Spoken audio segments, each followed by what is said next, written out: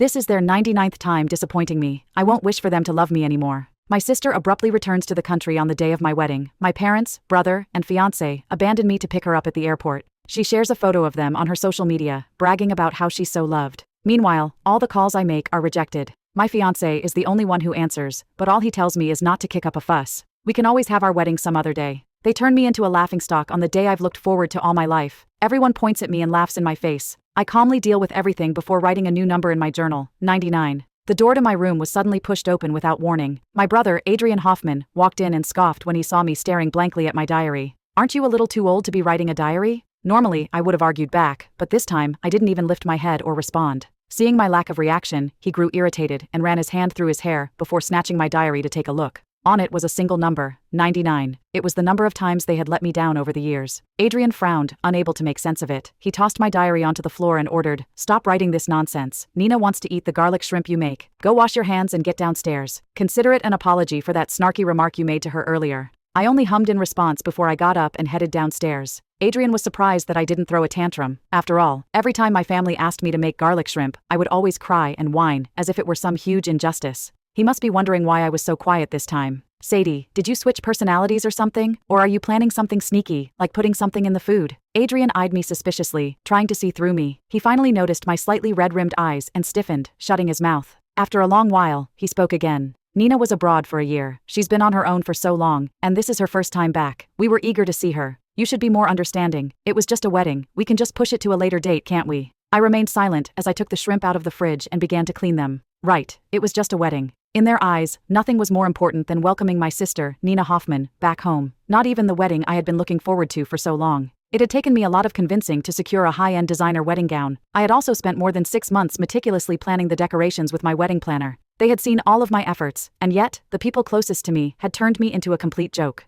My entire family had been absent at my wedding, and even the groom, Brandon Keller, had never shown up. While Nina was flaunting on social media about how many people had come to welcome her home, I had faced the guests' ridicule and dealt with the aftermath alone. Even the hotel staff had felt sorry for me when they had seen how pale I looked. They had urged me to return home to rest, but the first thing my family had done when they got home was make me their cook. I smiled wryly. Thinking of my aging parents, I had originally planned to turn down my professor's offer to study abroad, especially since Nina had also been abroad. Adrian was busy with work, and I had plans to get married. But now, I knew leaving was the only right decision. Unfortunately, even though I had submitted my application, I still had to wait 2 more weeks before I could leave. I pushed Adrian away. "Move, please, you're in the way." He appeared a little lost and was about to say something when the beloved princess in the living room called out to him, "Adrian, I can't seem to shell this pecan." That made Adrian all worked up. "Don't do it yourself. You're going to hurt your hands. You're a future pianist. Hold on, I'll do it for you." With that, the annoying fly finally left the kitchen. I looked down at my hands. My slender fingers were now red and swollen from an allergic reaction.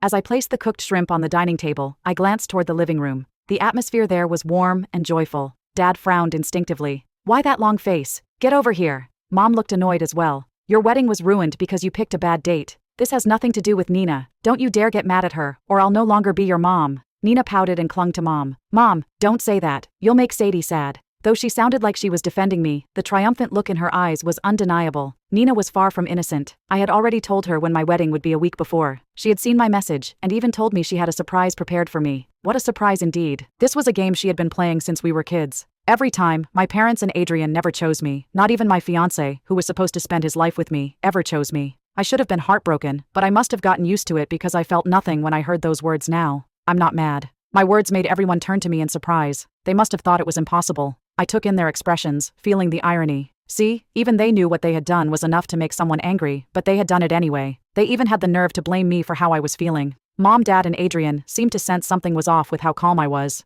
After a brief silence, Dad finally said, "It's good to know you're not mad. We're family. We shouldn't hold grudges over things like this." I know. I nodded obediently. Seeing that I really didn't seem to mind, they relaxed and led Nina to the dining area. Aside from the garlic shrimp I made, the table was filled with all kinds of seafood. They were all Nina's favorites. "Nina, you've lost so much weight. Eat up." Mom, Dad, and Adrian barely stopped serving Nina food. Soon, her plate had turned into a small mountain. She beamed as she continued boasting about her studies abroad, talking about how she had already secured a spot in an orchestra and would soon be performing. Mom, Dad, and Adrian showered her with praise while I ate in silence. Noticing how unusually quiet I was, Mom seemed to feel a little guilty and finally thought about the grievance I had suffered. A shrimp landed on my plate. I looked up and saw Mom shift awkwardly. "Eat up. Don't think we're always favoring Nina. I got you some too." I stared at the shrimp for a long time before putting down my utensils. It's all right, I'm already full. Feeling embarrassed, Mom was irritated. What's with you? She wanted to say more, but Nina suddenly clutched her throat, her expression changing. Mom, I can't breathe. Mom, Dad and Adrian immediately rushed to Nina's side. When they saw the rash on her skin, they panicked. Are you having an allergic reaction? Why would you suddenly be having an allergic reaction? Mom looked around until finally, her gaze locked onto me. The next second, she slapped me so hard that I lost my balance and fell to the ground. My head buzzed from the impact.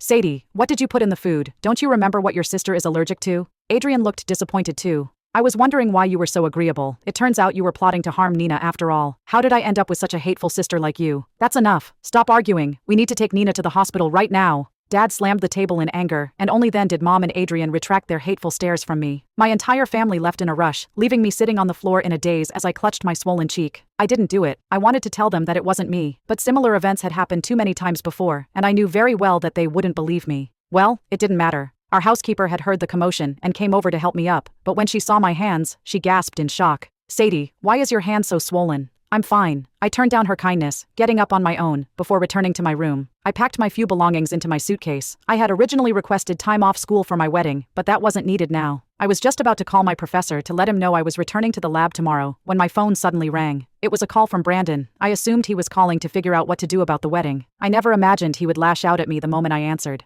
Sadie, what did you do to Nina? Why is she hospitalized? This was a man who was usually calm and poised, yet he had lost his composure twice in the same day. The first was when he heard Nina was returning to the country. This was the second. The funniest part was that he was supposed to be my fiancé. She had an allergic reaction. It was your fault, wasn't it? How could you do that to your own sister? Brandon sounded very angry. Sadie, I always thought you had a kind heart. I can't believe you put Nina in the hospital for something so trivial. Are you even human? I couldn't even be bothered to explain, as I listened to his accusations. Yeah, I'm not human. It's all my fault. I'll apologize to her when she gets back. Is that enough? If you're done talking, I'm hanging up. I still have things to do. Brandon was taken aback. He never expected me to react like that. Before this, we had fought countless times over Nina. On our dates, he would get so caught up with texting her that he would forget I was with him. When we had meals together, he never remembered foods I had to avoid, but always made sure to order her favorites. I had screamed and questioned him countless times, but I always got the same response. I was overthinking things. Nina was my sister, and he was just taking care of her for me. His indifference to the situation made me look like a petty lunatic. My parents and Adrian took his side too, saying I was too controlling.